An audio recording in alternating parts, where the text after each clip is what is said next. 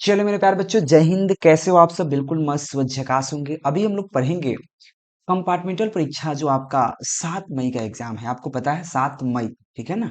7 मई को एग्जाम है मेरे प्यारे बच्चों, आपका केमिस्ट्री का।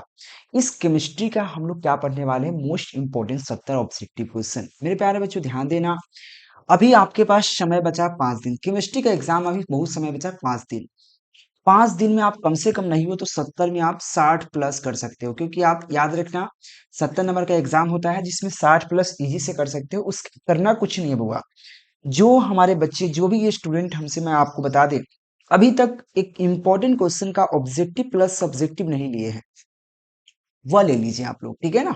मात्र 91, 17, 82, 30, 62 पर कांटेक्ट करना है मेरे प्यारे बच्चों। और आप प्राप्त कर लेना है मात्र 99 रुपीज लगेगा। केवल आपको यही नहीं मिलेगा, केमिस्ट्री का ही नहीं, अगर किसी और सब्जेक्ट में फेल है तो वो भी आप 99 में प्राप्त कर सकते हो। हर सब्जेक्ट का 99 रुपया लग रहा है, जिसमें objective plus subjective most important question मिल रहा है, जिसे आप कम से कम 1 दिन 2 दिन पढ़कर, आपके पास तो 5 दिन समय है, रिवीजन करके आप इसको जाइए। बिल्कुल आप 70 में 60 प्लस कर सकते हैं। अगर आप 70 में 50 प्लस भी कर लेते हो तो आपके लिए काफी है होगा, क्योंकि आप सिंपल समझिए, पूरे साल भर पढ़े तो फेल है। अगर आप 2 4 5 दिन के अंतर्गत 50 प्लस भी कर लेते हैं, 70 में 50% तो बहुत ज्यादा है। अगर प्रैक्टिकल जुड़ जाए 25 नंबर तो 75 प्लस 80 नंबर तक करीब आ सकता है आपका नंबर, है कि नहीं?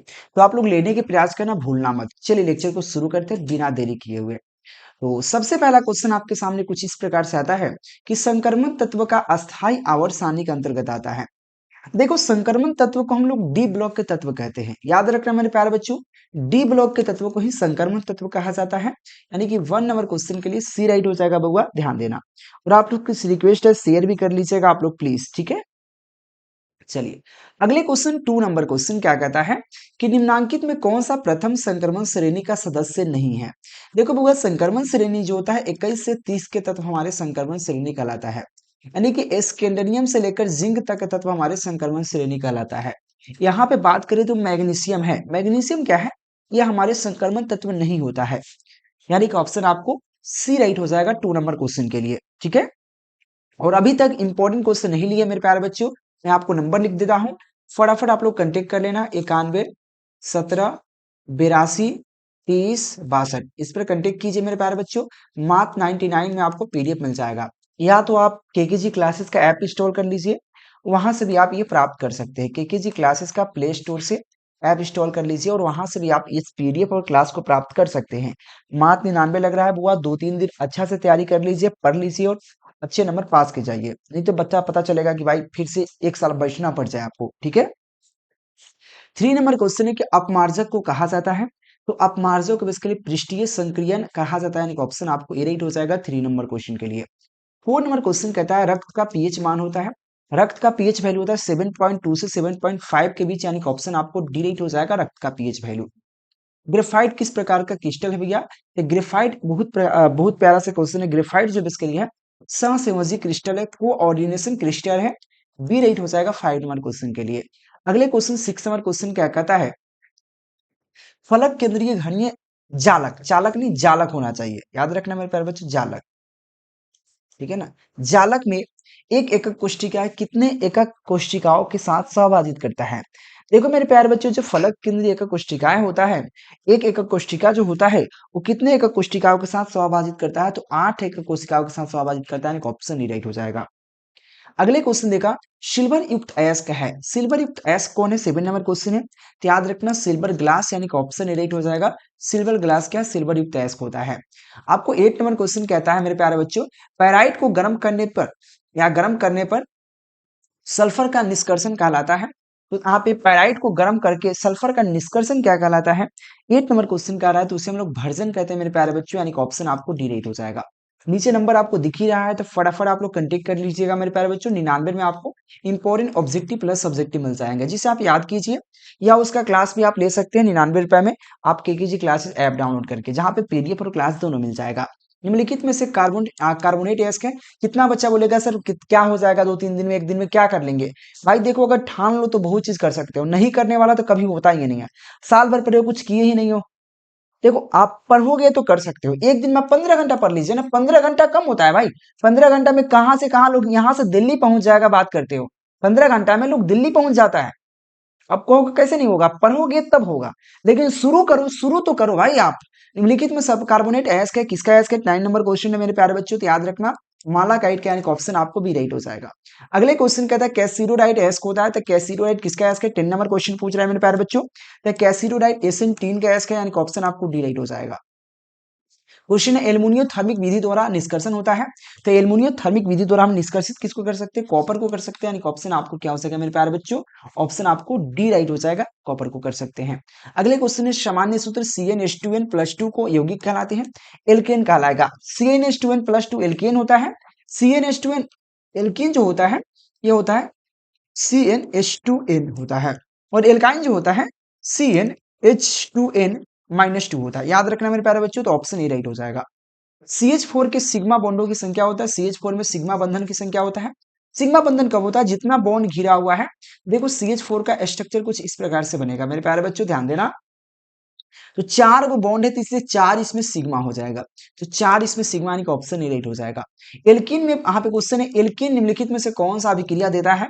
तो एल्कीन जो है मेरे प्यारे बच्चों, तो एल्कीन जो होता है इसके लिए वो कौन सा अभिक्रिया देता है? तो हमारा योगात्मक और प्रतिस्थापन दोनों देता है, यानी कि ऑप्शन आपको सी राइट हो जाएगा। आप लोग शेयर कर देना जो भी बच्चे फेल है। अगर आपके घर में भी कोई बच्चा है जो कि अगला बार एग्जाम देने वाला है 10th या 12th का, तो केकेजी क्लासेस का ऐप पर कोर्स आ चुका है, 399 में पूरा 1 साल पढ़ाएंगे होगा, 1 साल। तो ये 26 एग्जाम के लिए बात कर रहा हूँ मेरे प्यारे बच्चों, तो ज्वाइन करवा दीजिएगा। क्वेश्चन कहता है बेंजीन के क्लोरीकरण के क्रियात्मक अवयव क्या है? तो बेंजीन के क्लोरीकरण के क्रियात्मक अवयव क्या है? Cl+, यानी कि ऑप्शन ए राइट हो जाएगा। अगले क्वेश्चन, इथाइन में पाई बॉन्डों की संख्या कितना होता है मेरे प्यारे बच्चों? इथाइन का जो बात करते हैं तो ये सूत्र होता है C ट्रिपल बॉन्ड C, इस प्रकार से इथाइन होता है। वो डबल बॉन्ड को हम एक पाई गिनते हैं, तो डबल बॉन्ड यहाँ पे एक पाई हो गया, और यह भी एक डबल बॉन्ड बन रहा है, यानी कि एक पाई, तो दोनों टोटल कितने हो जाए? 2 पाई हो जाएगा मेरे प्यारे बच्चों, यानी कि ऑप्शन आपको बी राइट हो जाएगा। 17 नंबर क्वेश्चन क्या कहता है? किसी किसी फलक केंद्रीय इकाई सेल में कोशिका कितने खलकों के द्वारा संभाजित की जाती है? 17 नंबर क्वेश्चन कहा जा रहा है मेरे प्यारे बच्चों।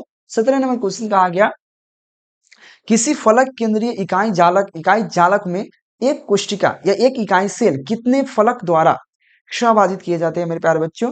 तो यह मेरे प्यारे बच्चों कितना हो जाएगा? 8 हो जाएगा, यानी कि ऑप्शन आपको डी राइट हो जाएगा। अगले क्वेश्चन है जंग लगने से बचने के लिए कौन सा धातु ऑक्साइड बचाव सतह बनाता है? तो जंग लगने से याद रखना एल्युमिनियम, एल्युमिनियम का अगर प्रश्न चढ़ा दोगे तो जंग लगने से बच सकता है। अगले क्वेश्चन है किसी ठोस जालक में धनायन जालक स्थल छोड़कर अंतरकाशीय स्थान में स्थित रहता है, उसको हम लोग क्या कहते हैं? उससे हम लोग फ्रेंकल दोष कहते हैं। फ्रेंकल दोष में क्या होता है बउआ, कि जो अवयवी कण होता है अपने जालक बिंदुओं को छोड़कर अंतरकाशीय स्थानों में स्थापित हो जाता है। चलिए अगले क्वेश्चन कहता है यहाँ पे स्वर्ण संख्या सबसे कम किसमें होता है? स्वर्ण संख्या सबसे कम को किसमें होता है मेरे प्यारे बच्चों? तो याद रखना जिलेटिन में क्या होता है? स्वर्ण संख्या सबसे कम होता है। 21 नंबर क्वेश्चन, निम्नलिखित में से कौन सा धातु साधारण तापक्रम में द्रव होता है? पारा। पारा होता है जो मरकरी Hg होता है, Hg जिसको मरकरी कहते हैं, इसकी परमाणु संख्या 80 होता है, और यह बेसिकली द्रव अवस्था में पाया जाता है, यानी कि ऑप्शन आपको बी राइट हो जाएगा। अगले क्वेश्चन देखा जाए बल्ब में भरने हेतु उत्कृष्ट गैस कौन है? तो आर्गन। आर्गन जो होता है बेसिकली क्या है? बल्ब में भरने हेतु उत्कृष्ट गैस होता है, यानी कि सी राइट हो जाएगा। PCl5 क्या है एक प्रकार का? तो PCl5 की बात करते हैं मेरे प्यारे बच्चों, तो PCl5 एक प्रकार का क्या है? ऑक्सीकारक, यानी कि ऑप्शन ए राइट हो जाएगा 23 नंबर क्वेश्चन के लिए। अगले क्वेश्चन की बात कर लेते हैं, हीलियम का मुख्य स्रोत की बात करते हैं तो सूर्य कह सकते हैं या मोनाजाइट कह सकते हैं? तो याद रखना आप 24 नंबर क्वेश्चन का क्या होगा मेरे प्यारे बच्चों? सी राइट हो जाएगा, सूर्य या मोनाजाइट। अगले क्वेश्चन कहता है सर्वाधिक विसरण क्षमता पाई जाती है, तो सर्वाधिक घुलने की क्षमता जो होता है हीलियम में पाया जाता है, ऑप्शन ए राइट हो जाएगा 25 नंबर क्वेश्चन के लिए। अगले क्वेश्चन कहा गया कि कौन सा यहाँ पे प्रथम संक्रमण श्रेणी का सदस्य असंबंधित है? याद रखना लोहा। लोहा इसके लिए परमाणु संख्या 26 होता है, और 21 से 30 के तत्व हमारे संक्रमण तत्व कहलाते हैं, तो 26 भी उसी के तत्व है, यानी कि ऑप्शन आपको ये राइट हो जाएगा। अगले क्वेश्चन की बात करें प्रासरण दाब बढ़ता है जब, प्रासरण दाब बढ़ेगा कब बढ़ेगा मेरे प्यारे बच्चों? जब तापक्रम बढ़ेगा, यानी कि ऑप्शन ए राइट हो जाएगा मेरे प्यारे बच्चों। और आप लोग से रिक्वेस्ट है कि अभी तक जो बच्चा अभी तक इंपॉर्टेंट क्वेश्चन प्राप्त नहीं किया है, 91 17 82 30 62 पर कंटेक्ट करना प्यारे बच्चों, और मात्र आपको 99 में most important objective objective plus subjective दोनों मिल जाएंगे और आराम से इसका प्रैक्टिस कीजिए, आराम से इसको याद कीजिए, 1 से 2 दिन में याद हो जाएगा बेहतरीन तरीका से। और आराम से 70 में आप कम से कम नहीं हो तो 55 प्लस 60 प्लस कर सकते हो। लेकिन आप कमजोर स्टूडेंट है क्योंकि आप फेल हो चुके हैं, तो हम कमजोर लेकर चल रहे हैं, तो कम से कम 50 प्लस तो आ ही जाएगा। मेहनत करोगे तब, याद रखना, ऐसा नहीं कि लेके रख दोगे, ऐसा नहीं। यहाँ चाहो तो आप केकेजी क्लासेस का ऐप इंस्टॉल कर लो, केकेजी क्लासेस का प्ले स्टोर से, ठीक है ना। और वहां से भी आप एक क्वेश्चन को प्राप्त कर सकते हो। मेरे प्यारे बच्चों, लेना जरूर, 99 रुपये बचाना मत। ऐसा नहीं कि बचा के कुछ कर सकते हो, बचा कर क्या करोगे, 2 दिन गोलगप्पा खा लोगे और क्या कर सकते हो। अगले क्वेश्चन क्या कहता है बुआ, अगला क्वेश्चन कहता है टिंडल प्रभाव प्रदर्शित करता है। 28 नंबर क्वेश्चन है कि टिंडल प्रभाव क्या प्रदर्शित करता है, तो कोलाइडी विलियम द्वारा, यानी कि ऑप्शन बी राइट हो जाएगा। अगले क्वेश्चन कहा गया 29 नंबर क्वेश्चन, निम्नलिखित में से कौन सा द्रव स्नेही कोलाइड है, तो द्रव स्नेही कोलाइड कौन होता है मेरे प्यारे बच्चों, तो याद रखना गोंद, गोंद जो होता है बेसिकली ये द्रव स्नेही कोलाइड, यानी कि 29 नंबर क्वेश्चन का डी हो जाएगा। मेरे प्यारे बच्चों याद रखना, मैं डिजिटल बोर्ड के साथ नहीं पढ़ा रहा हूं क्योंकि मुझे अभी गांव में आ चुका हूं ना। प्रथम कोटि अभिक्रिया के लिए वेग स्थिरांक का इकाई क्या होता है, तो प्रथम कोटि अभिक्रिया का वेग स्थिरांक का इकाई होता है समय इनवर्स टाइम इनवर्स, यानी कि ऑप्शन आपको बी राइट हो जाएगा। मेरे प्यारे बच्चों अगले क्वेश्चन देखिए, क्वेश्चन क्या कहता है, और चैनल को सब्सक्राइब कर लेना मेरे प्यारे बच्चों। और प्रथम कोटि अभिक्रिया की अर्ध आयुकाल निर्भर नहीं करती है, तो प्रथम कोटि अभिक्रिया का जो अर्ध आयुकाल होता है, जो क्या पड़ता है, प्रारंभिक सांद्रण और तापीय प्रतिरोध दोनों पे डिपेंड नहीं करता है। प्रारंभिक सांद्रण पर भी डिपेंड नहीं करता है और प्रतिरोध पर भी डिपेंड नहीं करता है, रेजिस्टेंस पर डिपेंड नहीं करता है। अगले क्वेश्चन क्या कहता है, किसी प्रतिक्रिया का अग्रिम और पीछे प्रतिक्रिया का उत्तेजन ऊर्जा समान है, तो आपको डेल्टा एच हो जाएगा बेसिकली 0 हो जाता है, यानी कि ऑप्शन क्या होगा मेरे प्यारे बच्चों, डेल्टा एच का वैल्यू 0 हो जाता है। प्रथम कोटि अभिक्रिया का अर्धायुकाल का मान होता है, तो आपको पता ही है 0.693 बटे के होता है। ये इसके लिए क्या है बुआ, ये प्रथम कोटि अभिक्रिया का अर्धायुकाल का वैल्यू होता है, जो आपसे बार बार एग्जाम में पूछ रहा है आपसे, ठीक है। अगले क्वेश्चन कहता है निम्नलिखित में से कौन सा द्वितीयक सेल है, बुआ आपको द्वितीयक सेल की बात करते हैं तो द्वितीयक सेल हमारा जो होता है लेड स्टोरेज बैटरी होता है, लेड संचायक सेल भी कह सकते हैं, यानी कि ऑप्शन आपको बी राइट हो जाएगा, लेड स्टोरेज बैटरी। अगले क्वेश्चन है कि 96,500 कूलम विद्युत धारा CuSO4 में घोल पे मुक्त करता है, तो 31.75 ग्राम कॉपर को मुक्त करता है, यानी कि ऑप्शन आपको बी राइट हो जाएगा। आपको कितने नंबर क्वेश्चन के लिए, 35 नंबर क्वेश्चन के लिए। अगले क्वेश्चन कहा आगे विद्युत अपघट्टे में निर्क्षेपित आयनों की मात्रा निर्भर करती है, याद रखना विद्युत अपघट्टे के निष्पेक्षित आयनों की मात्रा निर्भर करती है प्रतिरोध पे, यानी कि ऑप्शन राइट हो जाएगा मेरे प्यारे बच्चों। अगले क्वेश्चन और पीडीएफ नोट्स प्राप्त कर लेना जो भी है। कितना बच्चा कहेगा सर मैं हम तो फोन पे गूगल पे चलाते नहीं है, इस वजह से कितना चाहते हुए भी नहीं ले पाते हैं, तो उनको मैं बता दूं, आप कहीं से किसी से दुकानदार से कहीं से किसी से आप मेरे नंबर पर पेमेंट करा के कॉल या मैसेज कर दीजिए, आपको मिल जाएंगे नोट्स, ठीक है। और बता दीजिएगा निम्नलिखित में से कौन सा गैस एकल परमाणविक है, तो हीलियम जो होता है वह एकल परमाणविक होता है, यानी कि ऑप्शन आपको क्या हो जाएगा, सी राइट हो जाएगा। अगले क्वेश्चन है कि हीलियम का सूत्र क्या होता है। हीलियम का सूत्र ऐसे 2019 के एग्जाम में पूछ चुका है मेरे प्यारे बच्चों, हीलियम का सूत्र होता है क्या है, तो He होता है, यानी कि ऑप्शन आपको बी राइट हो जाएगा, याद रखिएगा। अगले क्वेश्चन कहता है कि निम्नलिखित में से पी खंडों का तत्व नहीं है, पी ब्लॉक के तत्व कौन है, तो मैग्नीशियम आपका जो होता है, Mg जो होता है, मैग्नीशियम जो होता है वो पी खंड के तत्व नहीं होते मेरे प्यारे बच्चों, ध्यान देना। अगले क्वेश्चन की बात करें, 40 नंबर क्वेश्चन है कि आवर्त सारणी के द्वितीय आवर्त में तत्वों की संख्या कितना होता है, तो आवर्त सारणी के द्वितीय आवर्त में तत्वों की संख्या की बात करते हैं तो टोटल 8 होते हैं मेरे प्यारे बच्चों, ऑप्शन आपको ये राइट हो जाएगा। रिवीजन करना है और लेकिन आप इंपॉर्टेंट देखो, एक क्लास से आप पूरे नंबर नहीं उठा सकते हो, उसके लिए मेहनत करेंगे। त्रिभाषमिक अम्ल, देखो ये चेक करेंगे, यहाँ पे फास्फोरस है, कितने हाइड्रोजन है, 3 हाइड्रोजन है मेरे प्यारे बच्चों।